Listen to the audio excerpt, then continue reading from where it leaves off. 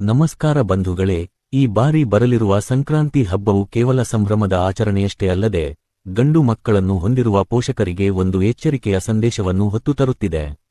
ಜ್ಯೋತಿಷ್ಯ ಶಾಸ್ತ್ರದ ಪ್ರಸಿದ್ಧ ಸಿದ್ಧಾಂತಿಗಳು ಮತ್ತು ಪಂಚಾಂಗದ ಲೆಕ್ಕಾಚಾರದ ಪ್ರಕಾರ ಈ ವರ್ಷದ ಗ್ರಹಗಳ ಚಲನೆಯು ಪುತ್ರ ಸಂತಾನದ ಮೇಲೆ ಕೆಟ್ಟ ಪ್ರಭಾವ ಬೀರುವ ಸಾಧ್ಯತೆ ಇದೆ ಎಂದು ತಿಳಿಸುತ್ತಿದ್ದಾರೆ. ಈ ಹಬ್ಬದ ದಿನದಂದು ರೂಪುಗೊಳ್ಳುತ್ತಿರುವ ಗಂಡ ಯೋಗ ಮತ್ತು ದಂಡ ಯೋಗದ ಪ್ರಭಾವದಿಂದ ಗಂಡು ಮಕ್ಕಳಿಗೆ ಆರೋಗ್ಯದ ಸಮಸ್ಯೆಗಳು, ವಿದ್ಯಾಭ್ಯಾಸದಲ್ಲಿ ಅಡೆತಡೆಗಳು ಅಥವಾ ಅನಿರೀಕ್ಷಿತ ಅಪಘಾತಗಳು ಸಂಭವಿಸುವ ಗಂಡಾಂತರವಿದೆ ಎಂದು ಶಾಸ್ತ್ರಗಳು ಎಚ್ಚರಿಸುತ್ತಿವೆ. ಈ ಭಯಾನಕ ದೋಷವನ್ನು ನಿವಾರಿಸಿ ನಿಮ್ಮ ಮಕ್ಕಳನ್ನು ರಕ್ಷಿಸಲು ಪ್ರತಿಯೊಬ್ಬ ತಾಯಿಯೂ ಈ ಸಂಕ್ರಾಂತಿ ದಿನದಂದು ಒಂದು ವಿಶೇಷವಾದ ಪರಿಹಾರವನ್ನು ಮಾಡುವುದು ಅತ್ಯಗತ್ಯವಾಗಿದೆ. ಪರಿಹಾರವನ್ನು ಮಾಡುವ ವಿಧಾನ ಮತ್ತು ಸಮಯದ ಬಗ್ಗೆ ಈಗ ವಿವರವಾಗಿ ತಿಳಿಯೋಣ. ಈ ದೈವಿಕ ಕಾರ್ಯವನ್ನು ನೀವು ಭೋಗಿ ಹಬ್ಬ ಅಥವಾ ಸಂಕ್ರಾಂತಿ ಹಬ್ಬದ ದಿನದಂದು ಬೆಳಿಗ್ಗೆ 5 ರಿಂದ 7 ಗಂಟೆಯ ಒಳಗೆ ಅಥವಾ ಸಂಜೆ 6 ರಿಂದ 8 ಗಂಟೆಯ ಸಂಧ್ಯಾ ಸಮಯದಲ್ಲಿ ಮಾಡಬೇಕು. ಈ ಶಕ್ತಿಯುತ ಪರಿಹಾರಕ್ಕಾಗಿ ಮೊದಲು ಒಂದು ಶುದ್ಧವಾದ ತಾಮ್ರದ ಚೊಂಬನ್ನು ತೆಗೆದುಕೊಳ್ಳಿ. ತಾಮ್ರದ ಲೋಹವು ನಕಾರಾತ್ಮಕ ತರಂಗಗಳನ್ನು ಹೀರಿಕೊಳ್ಳುವ ಶಕ್ತಿಯನ್ನು ಹೊಂದಿರುತ್ತದೆ. ಆ ಚೊಂಬಿನಲ್ಲಿ ಅರ್ಧದಷ್ಟು ನೀರನ್ನು ತುಂಬಿಸಿ ಅದಕ್ಕೆ ಸ್ವಲ್ಪ ಅರಿಶಿನ ಮತ್ತು ಬಟ್ಟೆ ಒಗೆಯುವ ಪುಡಿಯನ್ನು ಬೆರೆಸಿ. ಆಗ ಆ ನೀರು ತಕ್ಷಣವೇ ಕೆಂಪು ಬಣ್ಣಕ್ಕೆ ತಿರುಗುತ್ತದೆ. ಇದು ಉಗ್ರ ದೋಷಗಳನ್ನು ನಿವಾರಿಸಲು ಬಹಳ ಸಹಕಾರಿಯಾಗಿದೆ. ನಂತರ ಈ ಕೆಂಪು ನೀರಿಗೆ ನಿಮ್ಮ ಮಗನ ತಲೆಯ ಸ್ವಲ್ಪ ಕೂದಲನ್ನು ಹಾಕಿ. ದೇಹದ ಭಾಗವಾದ ಕೂದಲು ಮಗನ ಮೇಲಿರುವ ದೋಷಗಳನ್ನು ನೀರಿಗೆ ವರ್ಗಾಯಿಸಲು ನೆರವಾಗುತ್ತದೆ. ಇದರ ನಂತರ ಅದೇ ನೀರಿಗೆ ಕಲ್ಲುಪ್ಪು, 17 ಕಾಳುಮೆಣಸುಗಳನ್ನು ಜಜ್ಜಿ ಹಾಕಿ ಮತ್ತು 13 ಒಣ ಮೆಣಸಿನಕಾಯಿಗಳನ್ನು ಸೇರಿಸಿ.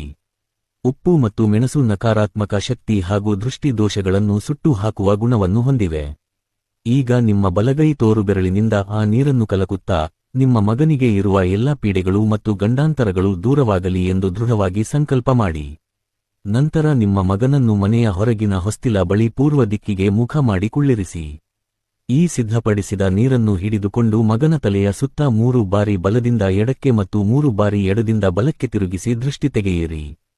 ಕೊನೆಯದಾಗಿ ತಲೆಯಿಂದ ಪಾದದವರೆಗೆ 3 ಬಾರಿ ಇಳಿಸಿ ಆ ಕೆಟ್ಟ ಶಕ್ತಿಯನ್ನು ನೀರಿಗೆ ಆವಾಹನೆ ಮಾಡಿ.